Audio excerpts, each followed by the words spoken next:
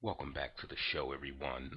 In the next segment of the show, we are going to get into police corruption as one of the reasons why the war on drugs should be stopped now. A lot of people think that blacks merely want the police out of the community because of our distrust and dissatisfaction of law enforcement, or because we just want to be able to smoke crack all day without being picked on. These are the white talking points that I see on every message board and hear on every call in show across the country, so save it. But like I said earlier in the show, all of these talking points about drug riddled neighborhoods is mostly a farce that cities use to justify the police occupation of our communities. I've got a story in the stack here that I believe addresses the kind of presence that I'm talking about and that police have become synonymous with. Now, we all know that when it comes to blacks, the police shoot first and have press conferences later to discuss the split second decisions that had to be made. You notice how tactful, long, thoughtful decisions seem to get made outside of the black community. But anyway, there are countless stories about how the police murder us and how they use their badges to extrapolate power. But I want us to look at the police presence in our community in the context of nature. You see, in nature, if you place something that doesn't belong into a habitat, you will see an adverse effect over the long run on the entire ecology. You will shift the natural order of things. Trying to man make society to fit your wishes in some cases can create more problems than you fix. For example, there are a couple of islands, one in the UK and one in Ireland, but these islands used to be synonymous with huge rat problems. So they called in these animal control experts to help them out. The scientists then went on to develop a poison for these rats. I mean, the poison was effective. It killed millions of these rodents. But what happened was, when man tried to affect the ecology on these islands, nature answered back with something that man hadn't thought of. The islands are now overrun with a massive population of rabbits. The rabbits have just took over the island. See, it introduced a new problem for man. And that is what we have now with the police presence in our community after the war on drugs.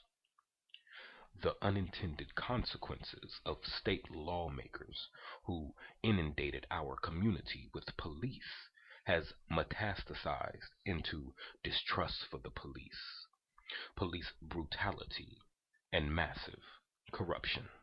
Story in the stack here from June 8th. The Associated Press runs a story titled Ex Parole Officer Pleads Guilty to Extorting Parolee to Burglarize Drug Dealers' Homes. The story goes on to read, a former Pennsylvania parole officer, Paul Shuhan, pleaded guilty to what federal prosecutors called a plot to extort a parolee into burglarizing drug dealers' home and give the officer money from the crimes. Now, let me just stop here. The name Shuhan, that sounds like it could have some oriental persuasion to it, but this is actually a white guy, just to give you the visual. The parolee, who was never named in court papers, was paroled 4 years ago in 2006 on charges that include a drug arrest made by Shuhan. The parolee, who was supervised by another officer who became ill, was replaced by Shuhan in March of 2010 when the parolee had just 3 months left to serve. This is when Shuhan began pushing the parolee to break into drug dealers' homes, according to federal prosecutors. The government recorded 15 phone calls and 100 relevant text messages, though prosecutors said the men had other conversations in which the parolee was prompted and promoted and pushed by the defendant to commit the burglaries. The parolee eventually stole $3,120 and was instructed by Shuhan to drop the money in a specific location. FBI agents lost track of the cash during surveillance, but determined it was picked up from the spot where Shuhan told the parolee to drop it. State Police spokesman Jack Lewis confirmed Shuhan's past employment, but said that he could not comment on why Shuhan was no longer a state trooper. Federal court records show that Shuhan was sued in 2004 by a man who was fired as a police officer in Elizabeth Township for allegedly getting Shuhan, then still a trooper, to run a computerized check on a license plate, information which was then passed on to a drug dealer, according to the lawsuit. But it's unclear whether that is what led to Shuhan's firing, and he declined comment after his hearing. Okay, so let's get into this. I mean, the article goes on to quote his attorney, who talks about, what the officer was really pleading guilty to. They are trying to make this an abuse of power type of trial. And we all know how that goes, right?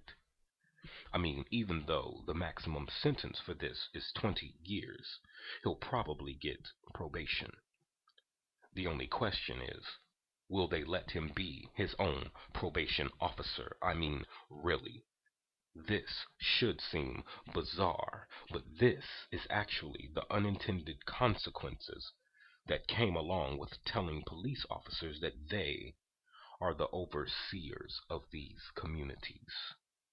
Not there to serve, nor protect, but to oversee and harass. And look at this man's history. He was sued by another officer in 2004 for running tags for dope boys. I mean, what is that? This guy was just involving himself in the criminality of the hood. He was reported by his fellow officer and fired afterwards for reasons the state won't produce. I'm shocked. But before he was fired, he arrested a drug dealer in 2006 who got 4 years of probation. He then becomes that same drug dealer's parole officer 4 years later. You cannot make this up. But hey, white folks, hey cops, am I still the crazy one? Mr. Officer, is it hyperbole when I say the cops are the problem? Don't deflect and talk about crackheads. What about this particular case? What do you think about it? What about this particular officer? I mean, you think he's the only one? This story actually sheds light on 2 crooked cops just by talking about one. And are you dumb enough to believe that this is the only person he has done this to? Another thing that I think is being overlooked in cases like these is the fact that these are the same cops whose word they take over ours when we are dragged into court on bogus charges. Crooked cops like Shuhan have made a career out of getting brothers and sisters in the system, because that ensures their words are always questions and their names are spoken under the pretense of convicted criminal. I mean, even in this case, the feds are basing their case solely on the testimony and cooperation of a now convicted criminal. But of the criminal charges, they stem from a drug arrest by a crooked cop. Shouldn't that be invalid? I mean, This case touches all the non-apparent reasons why the war on drugs is a failure. But back to the story. The article goes on to say that Shuhan wanted the parolee to burglarize the homes of 3 more criminals, including another drug dealer.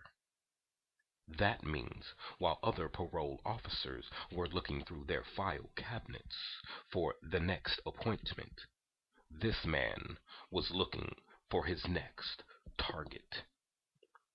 This man had the access and power to do this, and no one seems to even care. Where is this story? Another thing, how was he able to get hired by the state corrections department after being fired by the state, stemming from what was clearly drug allegations?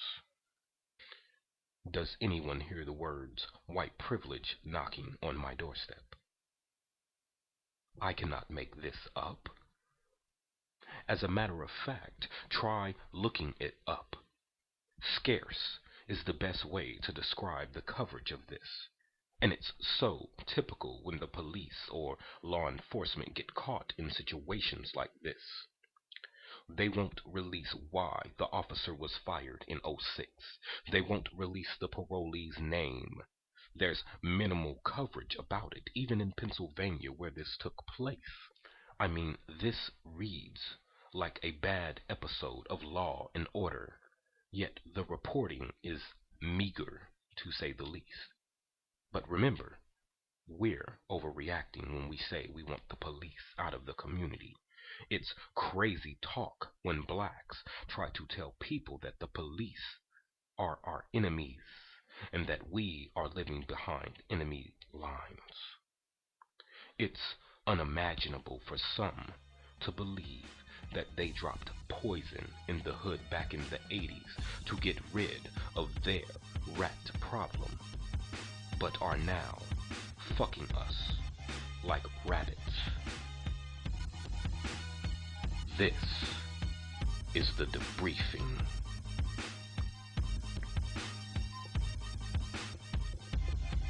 Quick break while I reshuffle the stack.